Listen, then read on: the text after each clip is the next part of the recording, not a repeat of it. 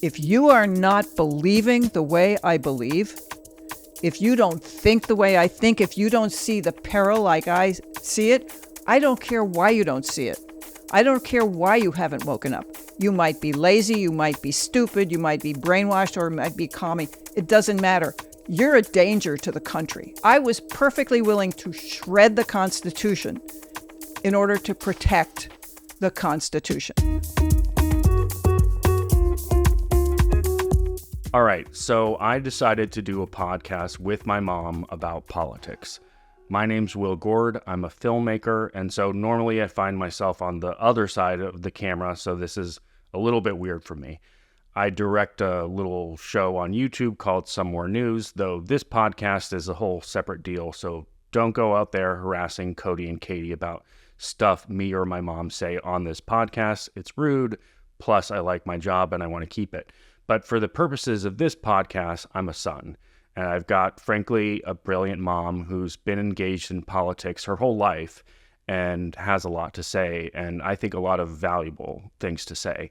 And so I decided that I would help her find an outlet to say what she's got to say and put it out there for anyone who wants to listen.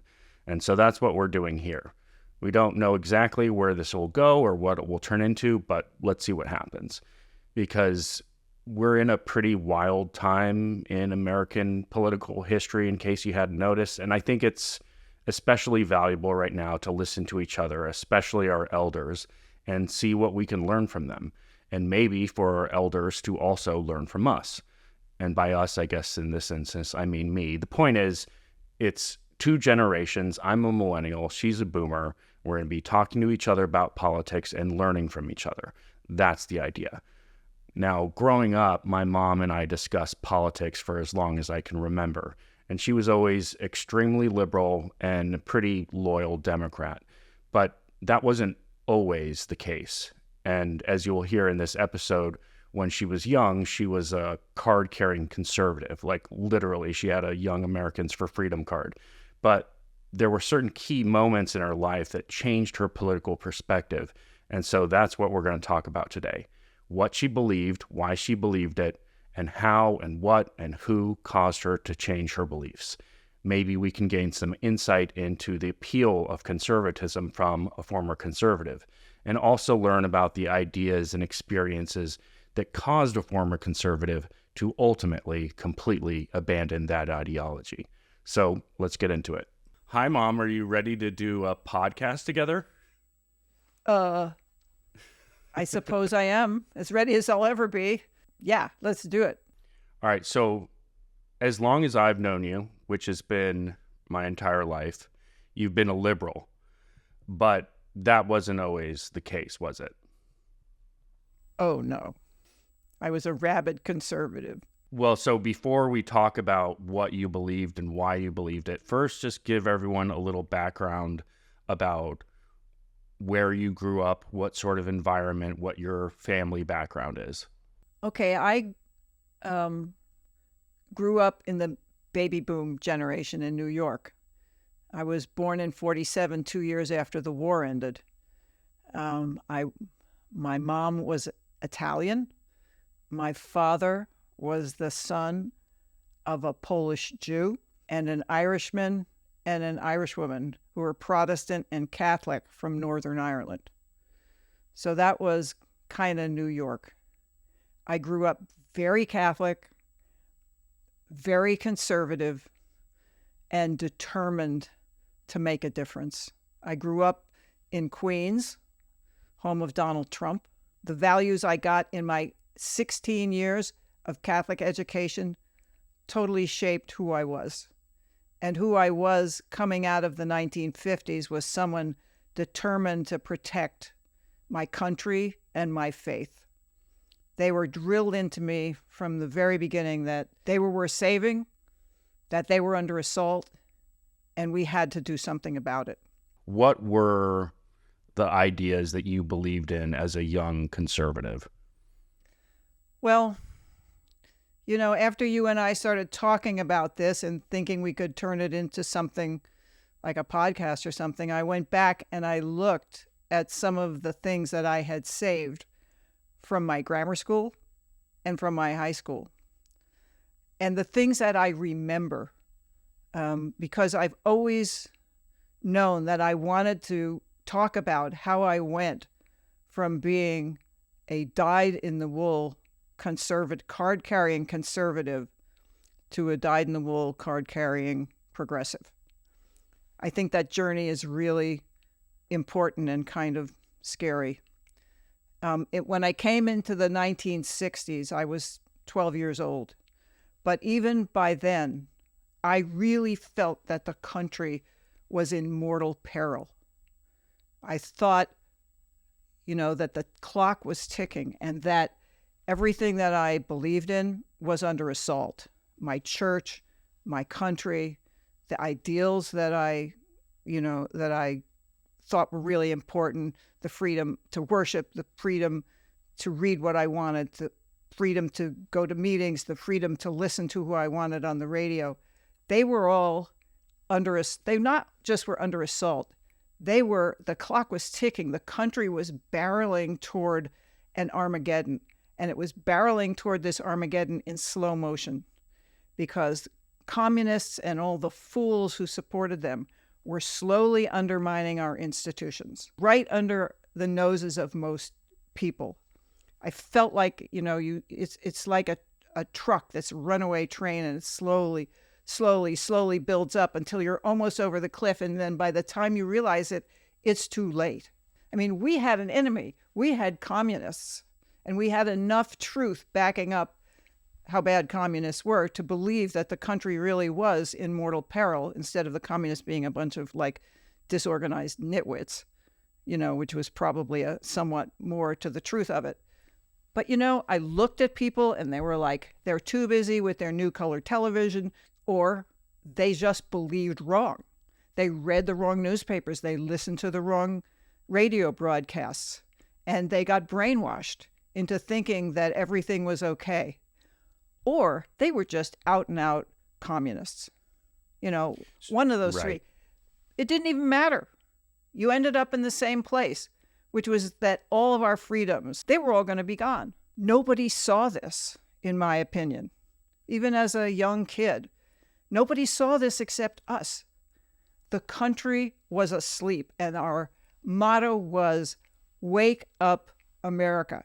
An ironic slogan considering all the attacks against quote-unquote wokeness going on right now. Where is this communist threat coming from? Everywhere. They were everywhere. They were in the libraries, putting in books that would, people would read and become brainwashed. They were on the radio. They were in the newspapers. They were in the military. They were in the unions. They were in the schools.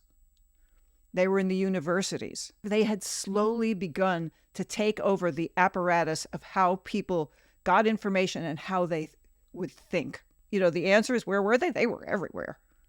They could be your neighbor. Right. I mean, I'm thinking of the famous line from Invasion of the Body Snatchers. They're here already. You're next. Yeah, they're already here. They could even be you if you're a dope. So what is the nature of the communist threat? What is the danger there? It was kind of vague, but they were taking our freedoms.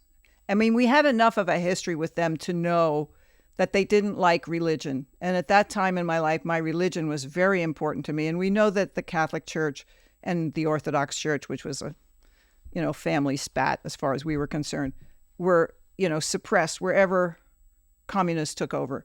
We knew that they burned books. They took things out of libraries. They took over the media. So obviously we've got the Soviet Union and the Cold War going on during this time. Right. But it sounds like what you're talking about is the communist threat from within.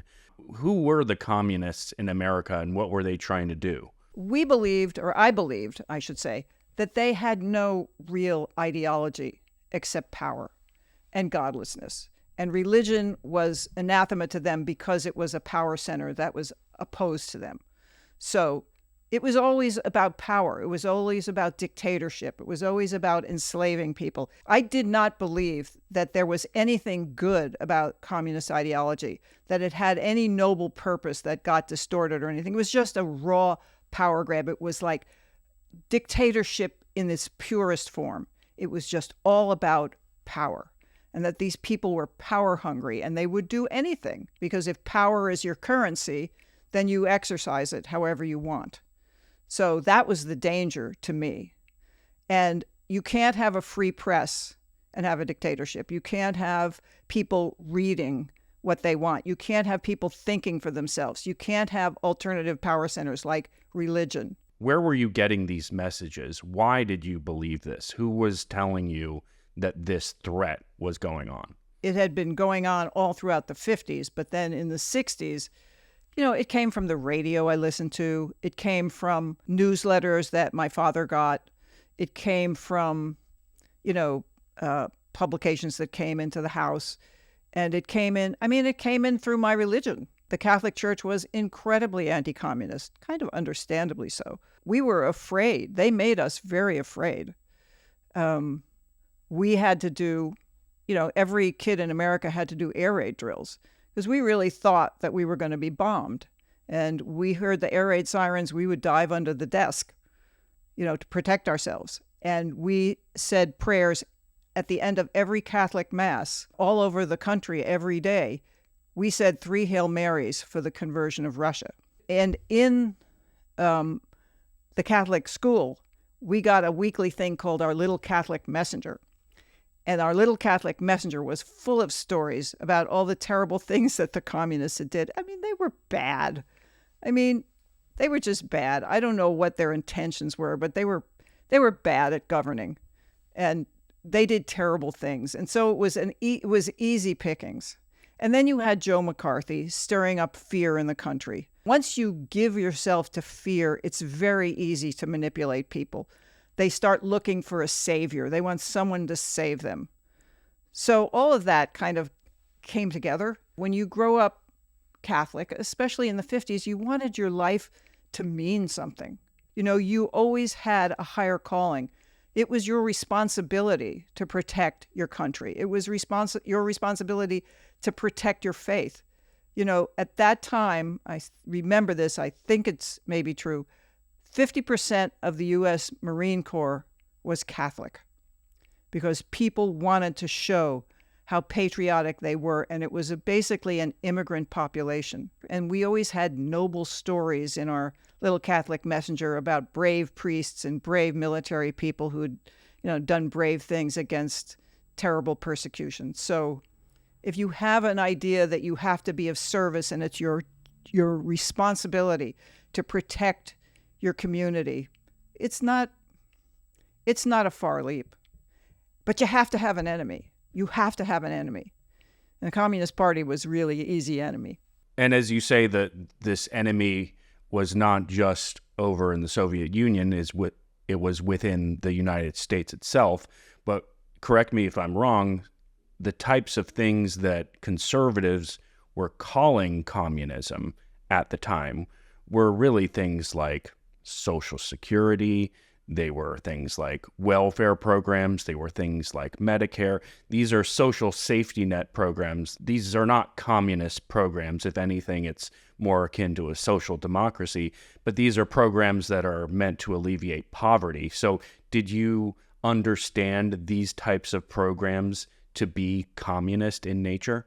That was like part of the background noise.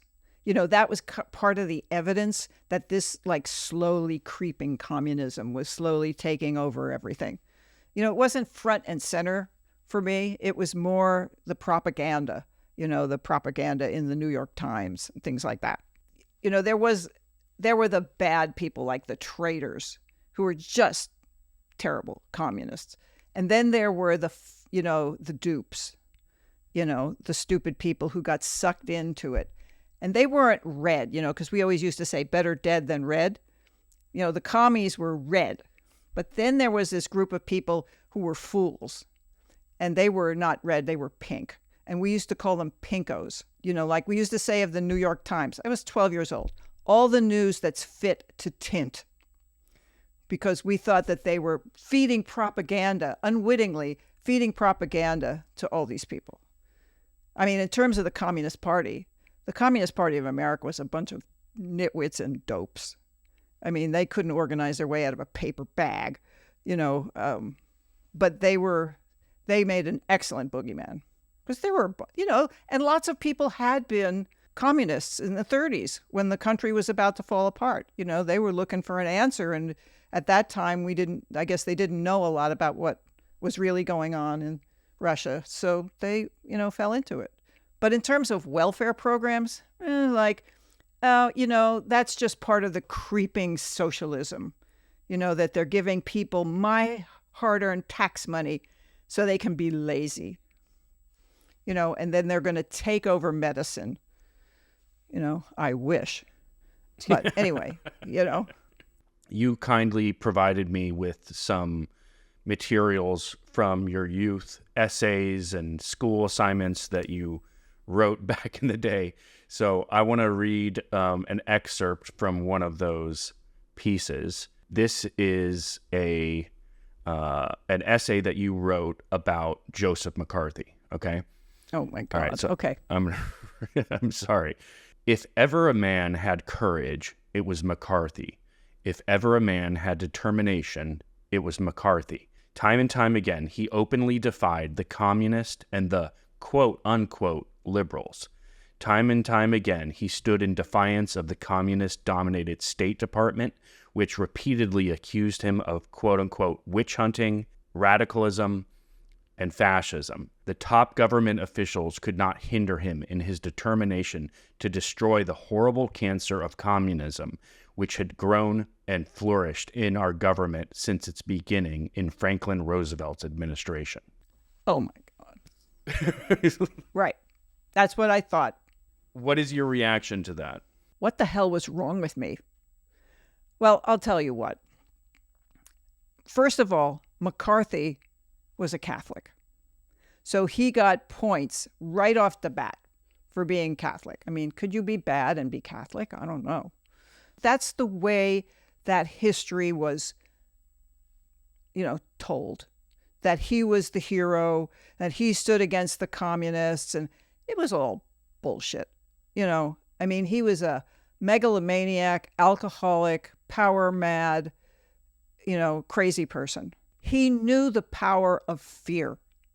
He knew the power of having an enemy, having a visible enemy. I also think to some extent, there is this thing that some people really believed we were in mortal peril. I don't know if he did or not. But if you believe that the country is in mortal peril from these spies in the State Department and these liberals, you can do anything and you will tear the Constitution to shreds in order to protect the Constitution. I think it's interesting that you put liberals in quotes because, of course, you're saying they're not really liberal. But also, I'm curious, how sincere do you feel like this sales pitch was, and how much of it was propaganda to cover up their real agenda? I think it was both. I mean, I think, coming out of the Second World War and the Korean War, the two countries blowing up nuclear bombs in the atmosphere, we really did have a sense of danger. And there probably was something to the fact that they probably wanted to conquer us just like we wanted to conquer them. So I suppose in some ways there was, some people believed it. They believed some part of it. But wasn't it convenient that it dovetailed so perfectly with the expression of American economic power all over the world? The overthrow of popularly elected governments all throughout Latin America, all throughout Central America, in Iran. We just wouldn't have it. If they made nice in any way with commies, that was perfect, because that meant we had a pretext for going in there and overthrowing those governments. And we did. As I've gotten older, I'm much more cynical about what the real agenda was. I mean, I think if nothing else, the right wing is brilliant at recruiting people for their shock troops to do their dirty work, really believing that they're being patriotic and saving the country and saving their religion and saving their way of life, when actually they're just stalking horses, for powerful corporations who want to take all your money and have all the power. So I've never gone back and revisited how much of it really was true and how much of it was just brilliant propaganda. I have a feeling it was some of both, but nothing excuses what we did under the cover of fighting for freedom, which was murdering people all over the world. I mean, I found that out much later, of course. Yeah, I mean, it seems like, regardless of whether it was sincere or not, the thing that it was protecting was economic imperialism for the profits of large corporations, which seems to be a theme of conservatism even today in terms of the way that it uses fear to protect the interests of the wealthy. When I was in high school, when I was 12 or 13, the Young Americans for Freedom that I belonged to, and I am sorry to say, to the Joseph R. McCarthy Memorial Chapter, which was founded by me and a couple of my classmates. We went to picket the White House because we felt that they were supporting a communist in the Belgian Congo. Now, this was a really obscure issue to most Americans. Like, couldn't have found Africa on a map, much less the Belgian Congo. And the Congo had just gotten its, independence, and they had elected, as it turns out, I found out much later, a really good guy. But he was playing footsie with Russia because why wouldn't you? You played footsie with whoever would help you out. And we just declared that he was a communist. And the opposing people in the Congo, who happened to be running one of the most resource-rich areas, that just happened to be sitting on a pile of natural resources that American corporations really, really wanted. We declared him the true voice of freedom in the Congo. It never crossed my mind what was really going on. We had that popular leader whose name Patrice Lumumba assassinated, murdered. And we supported his, the guy who was the head of this runaway province. And what resulted was 40 years of murder and exploitation in that country. I mean, I didn't know. Nobody told me. There was no counter narrative. And this narrative was so easy to understand. Communist, bad. Freedom-loving, good. Get rid of communists, people will have freedom. No, people will have, it just depends. So let's talk a little bit about this notion of freedom, because in all the rhetoric that you're citing, it's about how communists are out to destroy our freedoms. But the conservative movement at the time, of course, was opposed to civil rights legislation, including the right to vote. And so it seems to me that there's a lot of hypocrisy going on in the conservative movement in America at the time. There was hypocrisy in two different ways, I think. And this is what, really, I feel like I have to tell this story. The first way that there was a contradiction was, this narrative that the country was in mortal peril. It wasn't just in danger and, you got to elect the right people. No, it was careening over that cliff. And if we didn't have the right person to save us, everything would be lost. And as a result of that, when the stakes are that high and you believe that people are asleep, when this terrible thing is happening to their country, all bets are off.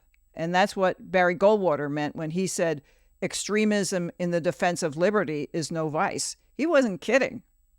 He was like, we're in mortal peril. That means really, we have to curtail. I don't know if he actually meant this, but in the movement, it was very clear. We have to curtail what you read. We would go in, we wanted libraries to take out the wrong kind of books that were brainwashing people. We wanted radio programs to stop spouting liberal propaganda. We wanted newspapers to stop being so in cahoots with communists. I mean, we were perfectly willing to say, if you are not believing the way I believe, if you don't think the way I think, if you don't see the peril like I see it, I don't care why you don't see it. I don't care why you haven't woken up. You might be lazy, you might be stupid, you might be brainwashed, or it might be commie. It doesn't matter. You're a danger to the country, and you cannot be allowed those freedoms because you're abusing them. You're not having the right results and the right thinking. So I don't care if you vote. I don't want you to vote because you just vote for the wrong people. So I was perfectly willing to shred the Constitution in order to protect the Constitution. The contradictions here are really interesting to me because even earlier you were talking about the rights to attend meetings, which is, a reference to the freedom of assembly that we have. But of course, you didn't want communists to be able to freely attend meetings. And so the cognitive dissonance that's involved with these contradictions is kind of hard for me to wrap my head around. I always have said this. I've said this for 40 years. I'm like, at their heart, they're fascists. I have told anybody who would listen, trust me, at their heart, they don't believe in your rights. They only believe that there's one way to think. And if you don't, you're either stupid, lazy, or you're actually a traitor. And so we don't care if we take away your freedoms. And that's why we wanted to go into the libraries and the schools and look at teachers and what were they teaching and what university professors, oh my God, they were all communists, And the military, we were undermining the military, and the unions and the professions, and the media. Once you accept the premise that the country is in mortal peril, all bets are off. If you can make someone believe something, you can make them do just about anything. So I've got another excerpt to talk to you about, and it's, I think it's safe to say that you were very much a Goldwater girl Goldwater. of the time. I got my button. Where's my button? Goldwater. So here's an excerpt from Nixon. It's my Nixon button. Nixon button. Oh. Is that upside down? Sorry. Nixon. Here's a couple excerpts from Goldwater. How embarrassing. You're talking about the book that he wrote. Conscience of a Conservative. Yes. He first chooses the controversial topic of foreign policy to demonstrate his belief that courage and determination are the only way to bring about the defeat of communism. He points out that Russia only understands power. Therefore, the United States should meet Russia power for power, force for force. He shows how complacency and compromise has moved the United States nowhere. He points to the nuclear test ban treaty as a supreme example of tragic American compromise. What do I think of that? Well, there's a lot of language about strength and weakness. That's the main themes, right? It's right. Compromise, weakness versus strength and power. I mean, to some extent, he's right, of course. It's always power for power in international, among countries. Countries don't do things because they like you. They do things because it benefits them. And if they have power, they flex it. And so we have to meet power with power. But we always did. We spent absurd amounts of money on power, on military power. And, compromise, if you do the right compromise, you can avoid going to war. And that's a good thing. And it doesn't weaken your country. I mean, it just depends. The nuclear test ban treaty, let me tell you something. I had to have blood work done, 5 years ago. And when you get to be a geezer like me, you lose bone mass. So they were testing for heavy metals, and the amount of strontium-90 in my blood was astronomical because strontium-90 resulted from the fallout from atmospheric nuclear tests in the 50s, where these countries would blow these, nuclear bombs up, and the fallout would get into, fall from the sky and rain into the grass, and the cows would eat it. It would get into their milk because it likes calcium. And then you would drink the milk with the strontium-90 and it would go in your bones. So everybody in my generation, even Donald Trump, has strontium-90 and all of these products of fallout in their bones. And now it's going into our bloodstreams because our bones are going to hell. So nuclear testing was bad. And making people say, okay, you're going to test a bomb, do it in an old mine or something like that so your kids don't drink it with their chocolate milk. That was smart. It was smart for us. It was smart for them. I mean, what's the matter with him? That's just stupid. Well, maybe we didn't know, but we knew about fallout. I mean, you can trace cancer rates among children. They did a study of cancer rates in kids after the fallout. They traced where the fallout went because it was always tested in Nevada, like in Mexico, Nevada, and it would get up into the wind and it would be brought over, and they would follow where it fell out of the atmosphere. And you can follow childhood cancers in that, in the fallout pattern. So it was not weakness. It was smart. He was right. It's power for power. But saying that everything that you do, that's not basically saying you make one false move and I'll blow you to hell. I mean, he watched too many John Wayne movies. Here's another excerpt from your essay that I think is interesting. So you say, achieving the maximum amount of freedom for the individual consistent with the maintenance of social order is the principal tenet upon which the senator bases his policies. He opposes both compulsory Social Security and compulsory union membership as violations of the individual's free choice. He decries the graduated income tax as an attempt to equate the inequivocal. He sees the struggle between the states and the federal government as a battle between limited authority and absolute power, holding to the tenet that absolute power corrupts absolutely. Barry Goldwater, there's always been this, struggle in the United States about where does individual liberty end and your obligation to the social, to your community begin. And I think one of the as I've grown older, I think one of the short-sighted things is if you don't take care of your community and you let people get poorer and poorer, revolutions start when people are so desperate that they see no other way out.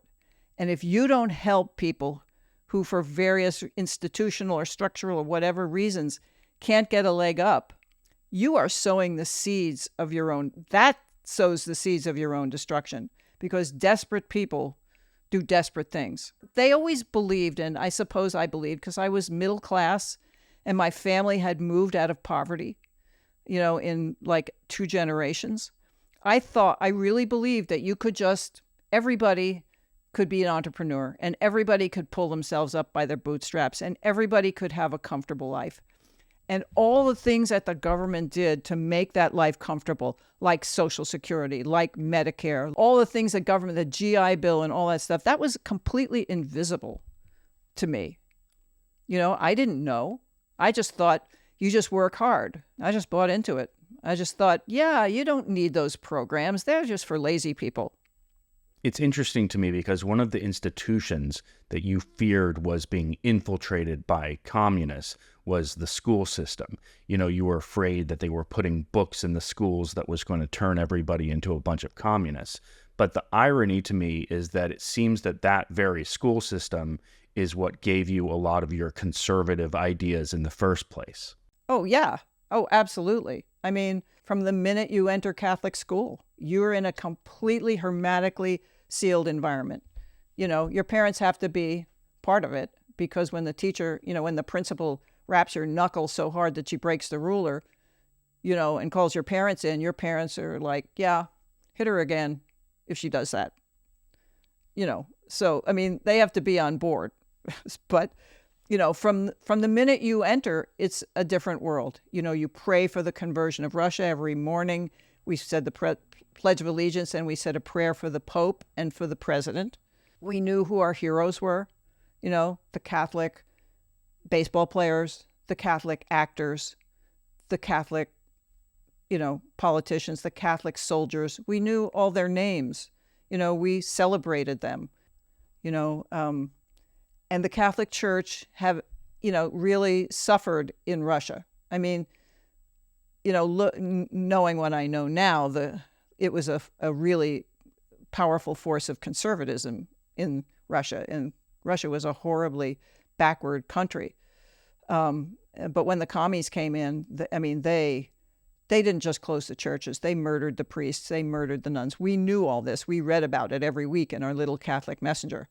The church was incredibly oppressed by communists, and the communists didn't want it. It was it was a separate social power center, so they couldn't have a powerful church standing against them. So the Catholic Church was very anti-communist, and we read all about it every year. In our history, we learned about it. In our geography, we learned about it. In diagramming sentences, the Communist Party is evil and bad. Diagram this sentence. Right. What's the noun? What's the verb? Yeah. What's the verb? What's modifying what? The Catholic Church was up to its ears in anti-communism, and a lot of the Soviet Union took over a lot of countries in Eastern Europe that were Orthodox. Almost all of them, Czechoslovakia and Yugoslavia and the Balkan states, and they were all Catholic. A lot of them were Orthodox. They were Catholic, so the Catholic Church was pissed. So we learned that there is an enemy and they're after us, and they don't want us to practice our religion. And it was indoctrinated every day. Well, speaking of your Catholic school upbringing, you have an essay that you shared with me from when you were 11, I believe. In terms of the way that your education shaped your views, you have this essay from when you were young about Reconstruction that I think is very interesting. So here's an excerpt from that. You say, "Don't hold it against me."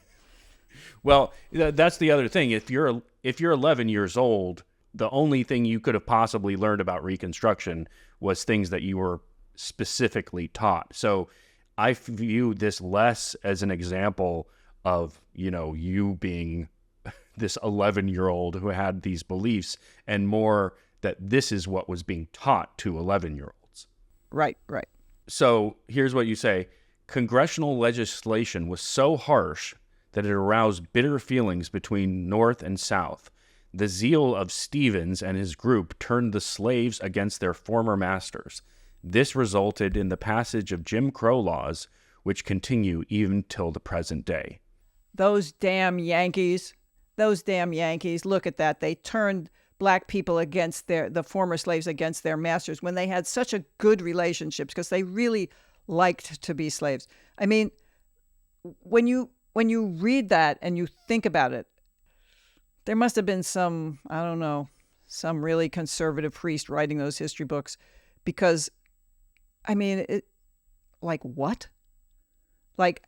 Somebody defending the rights of black people made black peoples not like their masters. I don't think they liked their masters at all. Right. And one thing I do remember is we learned nothing about, we learned a little about slavery, but mostly it was they were treated well, they lived in the master's house and they provided food and all this stuff. It wasn't that bad. That's what I learned. That's what I thought. I was like, gosh, they turned these people against their masters. That must have been terrible. Right. What a stupid thing to do. So, of course, they had to fight back with these Jim Crow laws, which are so horrible. Right. But it's blaming Jim Crow laws on slaves being tricked into being against their masters. And so I guess these laws need to be implemented to sort of control their tempers or something. What is the implication of that? The implication of that is people are easily manipulated. And so that's a theme in conservatism. It's actually probably somewhat accurate, that people are so easily manipulated, and you have to stop that, and if people are going to be brainwashed, then they have to be neutralized. When I was reading that, I was kind of shocked in a way, because we all learned that, Irish immigrants would come off the boats and immediately be drafted into the army for the Civil War. And that Irish had to, Irish were some of the ones that they paid. You could pay to get out of the draft if you were rich. You would pay somebody to take your place. And a lot of Irish and Italian and German immigrants were paid to take their place. So a lot of Catholics served and died for the North in the Civil War. You would think that they would have had a much more realistic, view of what happened in the Civil War. But I will have to say one thing. The last Confederate veteran of the Civil War was still alive when I was in grammar school. It was not that long before. It was in the historical memory. The Civil War was pretty real to a lot of people. In the age before internet and everything, stories got passed down generation to generation, and that memory was kept alive. I mean, I had a great uncle who was a really terrible guy in Jacksonville, they were still fighting the Civil War, in the South, and that probably all seeped into the consciousness of whoever wrote that history book.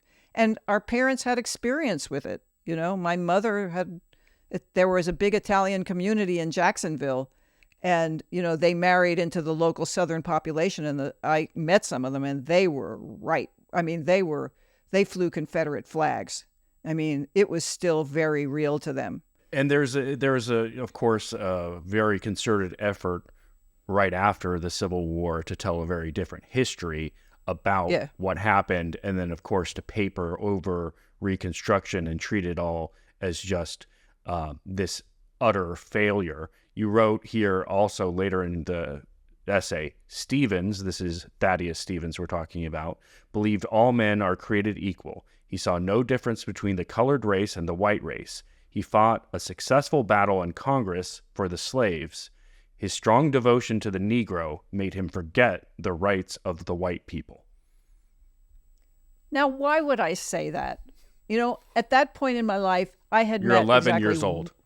I was 11 years old. I had met exactly one black person in my whole life, even though I lived in New York. Why would I think that unless that's what was taught to me? I mean, it wasn't taught by my parents. My parents never would talk like that. So it had to come from my history book, and my teachers. And this is Thaddeus Stevens we're talking. For people who don't know, Thaddeus Stevens is part of the radical Republicans, but he was an ardent abolitionist. And frankly, by my standards and by many standards today, most people would look back at Thaddeus Stevens as sort of a ahead of his time, heroic figure in many ways. But the way you were taught about him is that he forgot about the rights of white people. And that seems like, frankly, that seems like a message that persists to this day. I have a distinct memory of learning about the abolitionists in grammar school in a positive way, and Sojourner Truth in a positive way. Like, you say the name and I hit this feeling, and it's from my education, not because of what I read later. It's like, yeah, they were good. There were a lot of Catholics involved in the abolition, so that was good. And they had papers, and people discriminated and burned their presses, and that was bad. So it's really strange. There were these real lines of contradiction going through there. That was a history test, by the way, on which I got 100. Of course I did. I was 11 years old. I mean, who the hell right now, 11 years old, learns in their history about Thaddeus Stevens, one way or another? Nobody. Right. But I knew enough to be able to write something about him from memory during a history test. Other than the fact that it's an alternate version of history, it's your writing is pretty impressive for an 11-year-old. So you're clearly receiving a good education on the one hand, but you're also being taught heavily horrible biased things. Information at the least, but really you're being taught lies about American history. And I can't imagine that wouldn't have shaped your perspective going forward, right? It shaped it enormously. It all shaped it enormously. I mean, the history books leaving out really important stuff about how people suffered. That was it. Yes, it did, because I did learn in my history about how the Catholic population suffered in this country. I knew that the convents had been burned during the riots in New York City during the Civil War. I learned that you couldn't vote, you couldn't have a job, you couldn't worship as you wanted in most of the colonies. I knew that Maryland was kind of a sanctuary for Catholics. I knew all of the Catholic social workers, who had really helped people. I learned about the persecution of the Irish, and they couldn't apply for jobs, and how they worked in sweatshops. And I learned all that, and it radically shaped my views of social justice, and how it was my obligation to make sure that that never happened again in America. Imagine if you had also learned about the history of the subjugation and treatment of Black people in America. You would have almost certainly had a very different view. There would have been some solidarity, I would imagine, between what you had learned about the history of Irish people and the history that you had learned about Black people in America. Oh, I would have been enraged. I would have been absolutely infuriated. It would have been on my social radar, and I would be very militantly angry about it. And I would have tried to do something about it. There's something funny about the Catholic Church, in a way, in America. And Maud pointed this out to me. She said, Catholics are, especially in my generation, we're very well aware of how we were discriminated against, how our parents had signs, Irish need not apply, Italians need not apply, and how they were treated like dogs and all this stuff. And they, how they banded together to try to help each other. But they were very tribal about it. Their awareness of discrimination did not particularly extend to other groups, not to Jews, not to Blacks. Unlike Maud, who grew up in a Jewish family, she's like, yeah, we were discriminated against, but we were much more understanding of how it was all one piece. And as Catholics, it was very tribal. We didn't see it as part of a systemic situation. If we had, we might have thought about it quite differently. But we were able to get out of it. Because the communities were tight, and because, well, for lots of reasons. But yeah, my worldview would have been completely different if I had learned the real history. I would have been just so angry. I would have been enraged. I was enraged for my grandmother, who had to take and wash, and for her friends who died in the Triangle Shirtwaist Fire, and for my grandfather who couldn't get a job. I was enraged for them, 70 years later. So yeah, I would have been really mad. It reminds me of the attacks on this education that you see today. They call it critical race theory, which is, of course, an academic thing that's taught in college. But really what they're talking about is they don't want the history of America to be taught. They don't want people to learn the true history of the subjugation of Black people in America. And I think they don't want it taught for the reasons that you weren't taught about it. If you learn the real history, and you would look at the inequality around you, and you would understand the source of that inequality. If you don't know that history and you see the inequality around you, what you do is you attribute that inequality to a deficiency within the group themselves. Yeah, because when you see people make up stories, that's how I mean, as human beings, that's how we understand things. And I think one of the things I learned in being in this radical conservative, situation is you really need a good story.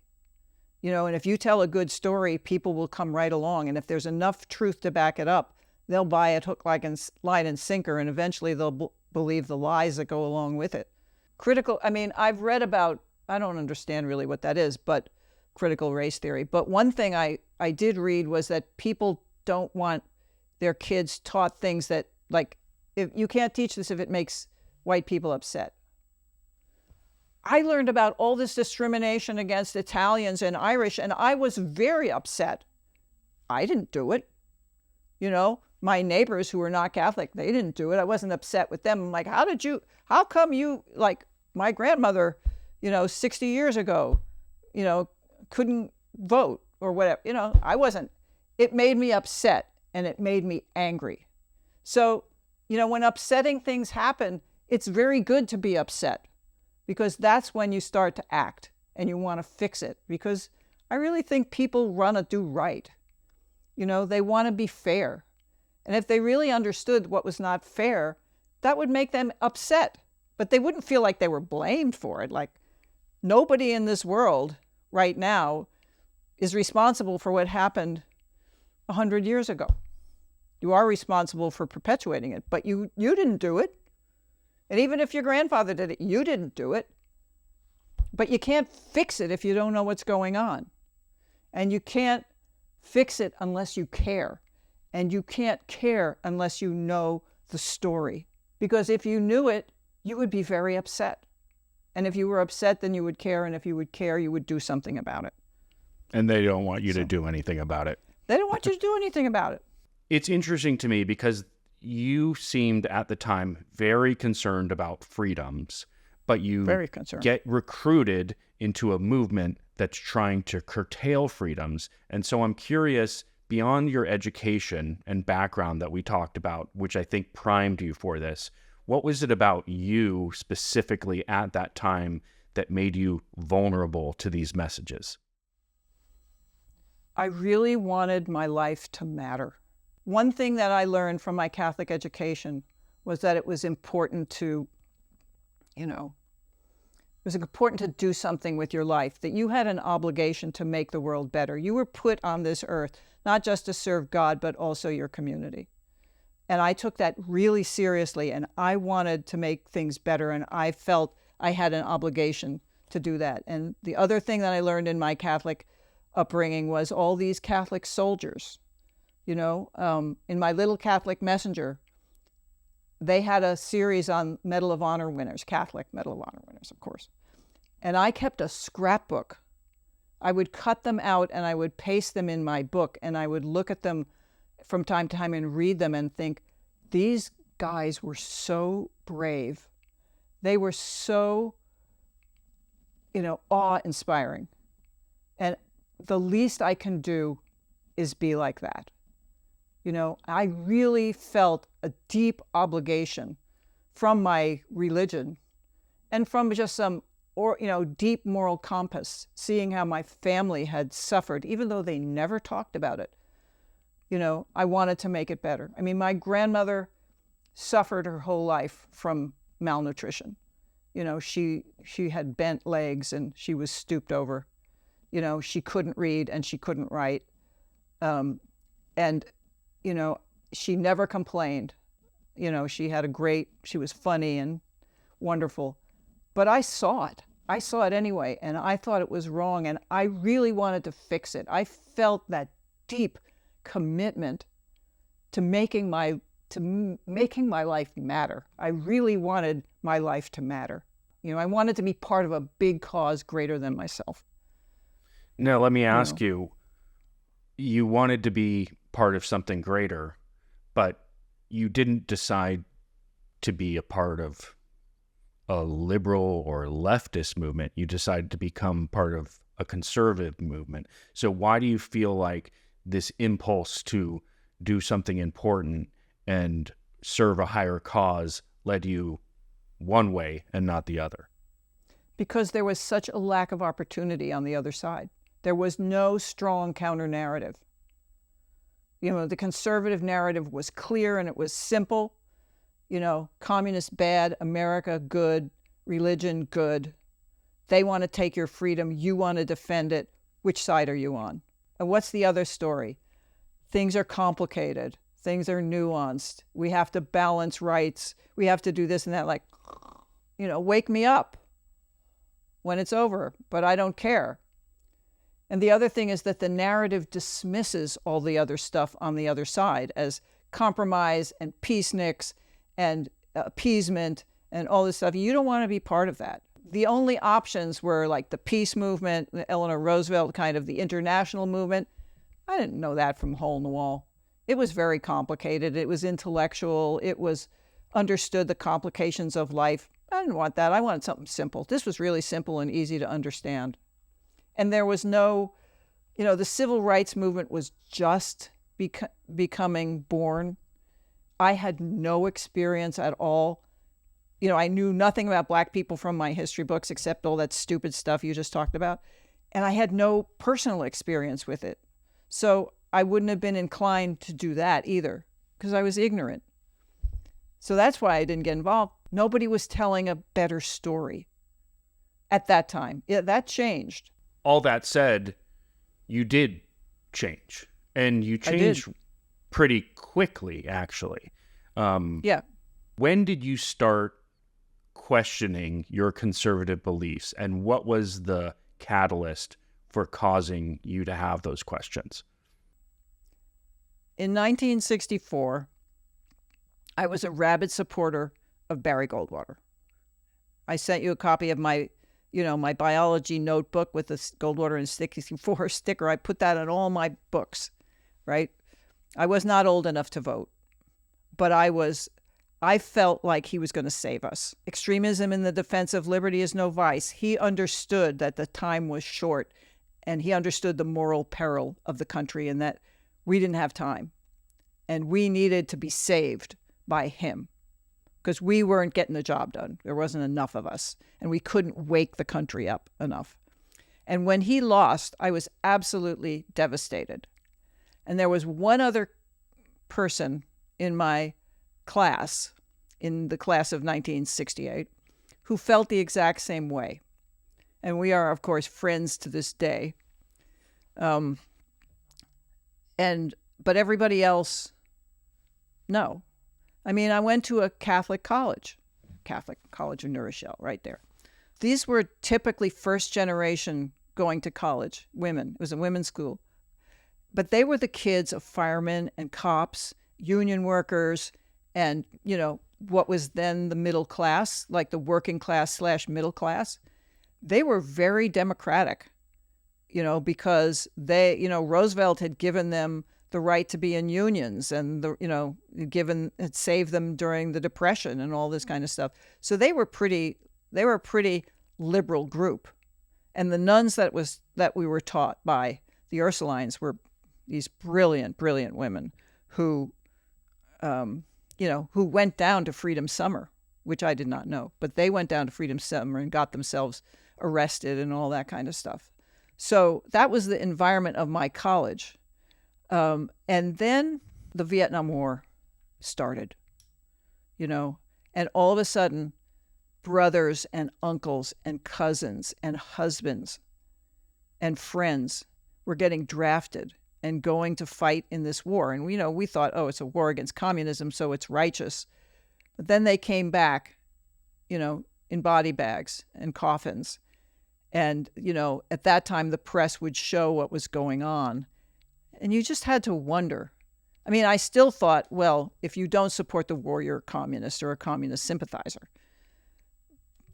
And my friends, to their credit, I was never ostracized by them. They accepted me for all of my crazy views anyway, and they would just talk to me. They would talk to me. They didn't judge me. They didn't dismiss me. They just talked to me. And I thought, there's something wrong here where everyone that I know and everyone that I can talk to and everyone that I love has completely different views from me. Why? And then, as the war went on, and kids, who were getting drafted, so it was a big deal for them, they started organizing against it, which I thought, of course, was communist and so on. But the professors got involved, the teachers got involved, and they started having these things called teach-ins, where they would tell you an alternate version of the history that I had learned in grammar school and high school. College was completely different. College was college.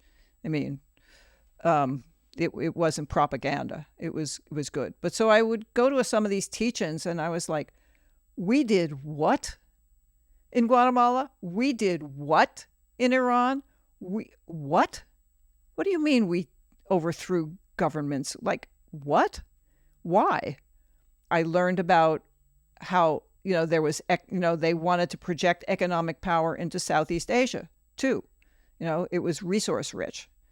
So then I thought, wait a minute, this doesn't all add up. There's somebody was lying.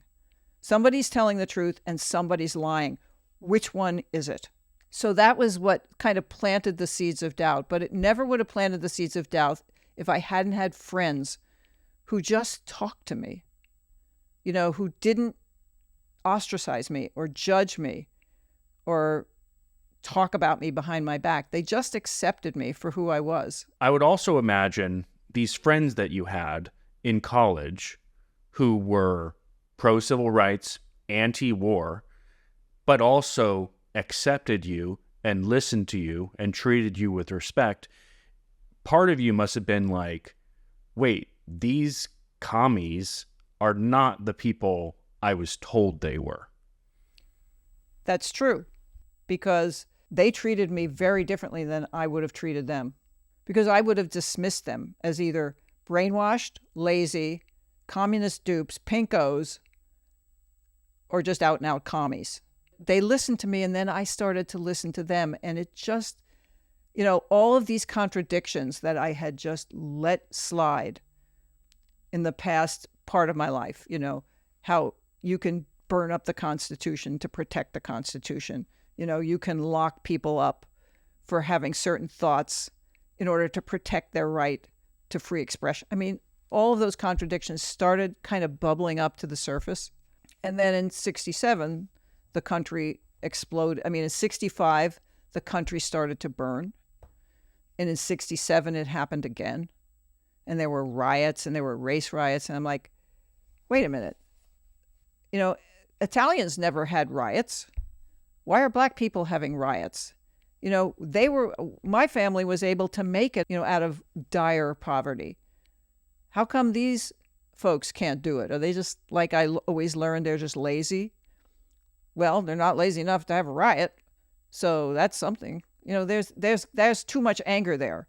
That doesn't compute. You're starting to learn sort of an alternate historical account of the United States, learn about things that you didn't know took place, starting to see cracks in this idea, and then starting to see this anger of black people boil up during the civil rights movement. These people that you've been sort of told and taught were lazy, right, and that's why they couldn't get ahead, unlike the Italians and the Irish, right, who pulled themselves right up by their bootstraps. So with all this bubbling up, what caused you to take that next step into rejecting conservatism altogether? Okay. All right. So picture this. It's the winter and spring of 1968. The President of the United States announces he won't run for re-election. Eugene McCarthy has been running as an anti-war candidate, challenging the sitting president for the presidency. Johnson decides he has to step aside because he can't unite the country. Then Martin Luther King is murdered, and the whole country erupts. And then Robert Kennedy steps in, and he's moving toward being the nominee, and then he's murdered. And I was just like, what is going on? In a way, I'm thinking to myself, we always thought that some of these people who have the right thoughts, wrong thoughts, need to be neutralized, but not murdered, but neutralized. Like they need to be attacked, their views need to be exposed, they need to be shown to be communist sympathizers or whatever. And then I'm thinking, it's not that big a leap to this extreme form of violence that I'm seeing all around us. So then I thought, all right, here's the test.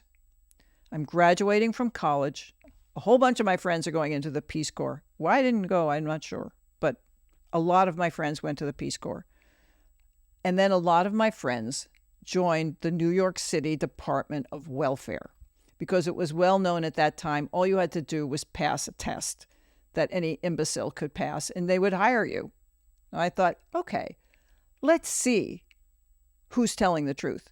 I believe that there are welfare queens who drive in from New Jersey to pick up their welfare checks in their Cadillacs. And they get out, they go to the welfare department, pick up their check, and drive back to New Jersey and live in their mansion. And that there's just so many of these, and they're all black people, of course. Is that true? And are the people on welfare just a bunch of lazy slugs who are just sitting there and just so happy that they don't have to work and they can just sit home? And I don't know what you do when you sit home all day. So, okay, I'm going to find out. So I joined the welfare department, which is a whole other story, in the New York welfare department, just at that time. I'm like, okay. So I get my caseload. The training consists of, people are entitled to certain things every year, certain amount of money every year for their shoes and whatnot. And ordinarily, we don't give that to people. But this year, because the mayor is up for re-election and he basically wants the city to be quiet this summer, you can give people what they're actually legally entitled to in terms of money for shoes and all stuff. So it's like, great, okay. So I get assigned a building, because that's how it was in New York, and there was concentrated poverty, and I got a building. But I got a really unique building. I got single room occupancy building, and it was full of senior citizens. And these were people on welfare. And I was like, they were the best, the nicest, the most beautiful, most interesting, most polite, most funny, most fascinating people I ever met. One after another, I would just sit there and listen to them tell me stories. And I had one guy who told me Arabic fairy tales. And I just thought, wait, where are the welfare queens? I haven't seen any welfare queens yet. And I was living with 3 other girls who were also in the welfare department. They didn't see any welfare queens. And they had much worse things. They had like the South Bronx.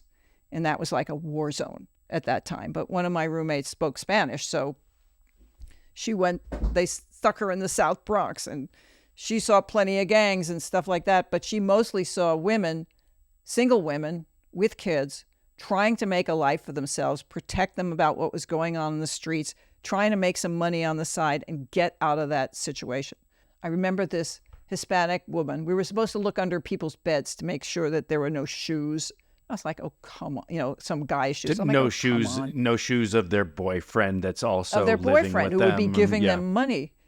And so here's this woman, and she's at home with her little daughter, and they're making jewelry with these little beads, and they're stringing them together to make 5 cents, 10 cents, and go out on the street or go out into the parking lot and sell it. And I'm thinking, what the hell? What the hell? And this little girl says to me, will you be my sister? And I was just like, no, this is wrong. This is just wrong. It's all a lie. Everything I have been told is a lie. And I went back to my case supervisor and I said, there is an empty community room at the bottom of this tenement. There are women in this building who are great with kids. Why don't we train a bunch of those women to be child care workers so that the other women in the building who really want to work and get out of this life can go to work? And there'll be somebody and they can't because nobody is taking care of their kids. They don't have any money for it. They don't have an extended family to take care of them. Why don't we do that? It's just a no-brainer. You could get all of these people out of poverty. They don't want to be in poverty. Who wants that life? You can barely survive. What are you talking about? I don't see any welfare queens driving Cadillacs. I see people struggling to make a life against all odds. The people who told me about the welfare queens either never went here or they're just lying. Maybe there was a woman from New Jersey who was driving a Cadillac. People game the system. It's human. It's human nature. I would expect, look what happened in COVID, right? People ripped that system off for billions of dollars. It's just, it's kind of American to figure out the rules and then game the system. Right. You know, I mean, maybe there were 2 welfare queens. I don't know. But that's not what we saw. None of us who are working these streets. What we saw was people desperately trying to live the American dream and having no way out. I mean, I learned a whole bunch of things. I learned that I'd been lied to. And once you realize you've been lied to, you don't believe anything that they told you. Because I believed that with my heart and soul, and I read about it in such detail. And, you know, like they say, if you're going to lie specifically. I'm like, they probably lied to me about everything. And so I didn't believe anything anymore that I had been told, because I had seen with my own eyes what it was like. And I went back one weekend to visit my parents who lived in Queens in a beautiful house. And I walked in the door and I felt so shell-shocked. I felt culture shock. I just look at the counter and I just expect to see cockroaches running all up and down, you know, because I had been immersed in this for months of you know, rats and roaches and mice and vermin everywhere. And then I go to the suburbs and nothing. It's pristine. It's beautiful. And I'm like, no wonder I didn't understand any of it. I had no access to how other people lived. I just didn't. And it radically changed everything. So what do you think in your journey from being a conservative to rejecting that ideology, what do you think are some of the big lessons that you've learned that you'd want other people to think about? Fear is one of the greatest motivators for people to turn on each other. And if you make people afraid enough, they will gladly trade their freedoms for security. They will gladly give up freedom of the press, speech. I don't care. Keep me safe from those commies. Keep me safe from those pinkos. Keep me safe from those hordes at the border. You know, I don't care about freedoms. Forget freedoms. I need to be safe. So that's one thing that I kind of learned the way that they trick people, you know, that they manipulate people. You have to have a target to hate. You can't just say, oh, the country's going to hell in a handbasket. We got to do something. That, you know, that doesn't make any sense to anybody. You know, but if you have an enemy, you know, you can be fighting a war, because human beings are real good at fighting wars, you know, and you have an enemy that you need to crush. And then if you crush them, then you'll be okay and everything will be fine. So you need to demonize somebody. I mean, in the Cold War, it was the Soviet Union. That wasn't hard. They probably deserved to be demonized because they were kind of bad in a lot of ways. But when you run out of when the Cold War ended, you needed a different demon, you know. The second thing is, at its heart, the far conservative movement is fascist. You have to have the right thoughts. You have to have the right beliefs. You have to read the right books. You have to listen to the right radio programs. And if you don't, you are a clear and present danger to the country. You're not just a person who has different opinions. You're dangerous. And it doesn't matter if it's because you're brainwashed, because you sincerely believe it, which would probably be worse, or you're just lazy and you're doing, you believe what your parents believe. It all's the same. You're dangerous and you have to be dealt with, and you can't be trusted. You can't be trusted to vote. You can't be trusted with the future of the country. The other thing is that because they know that view will never sell to the vast majority of people, what they really need is a strong man. The conservative movement is built on strong men because they are weak in numbers. They really believe that they need somebody to come in and save them and save the country. They don't believe, the Democrats were never like that. They're too disorganized. They're always fighting with each other and there's so many factions, and, you'd never get them to agree on a strong man because they're too contentious. They're disorganized. Like, I don't belong to a political party. I'm a Democrat, right? But the conservatives wanted a strong man because that was the fearless leader who would show the unwashed, stupid masses the righteousness of the way. The third thing is, if you're going to lie, you have to have enough truth behind you to make people sign up. Because once you get them in by telling the truth, then you can lie about the rest of it. Communism oppresses the Catholic Church. True. They murder priests and nuns. True. They have their kids spy on their families. True. They throw people in jail, for having the wrong views. True. They take books out of libraries. True. They punish people who don't sign up for the Communist Party. True. Does that mean that they're infiltrating every level of government everywhere? They can make you believe anything. But you have to have a basis of truth, and then that makes the lies stick. The other thing is, don't believe what they tell you. Don't believe it. Do your homework. Stop being a tool. One thing that they were right about is that most people are sheep. I still believe that. They don't care. They mostly are not woke. They're not woke about anything except whatever, the latest whatever. I don't know. I've lost touch with the culture in a way. So I don't know what the latest whatever is. But they're way more concerned about that. If you want people to care, you have to make them understand first. You have to talk to them. You have to find out what's important to them. You have to figure out what makes them tick, what they're afraid of, what their dreams are. Once you make people understand where you're coming from, then they can care. People who care are the ones who change the world.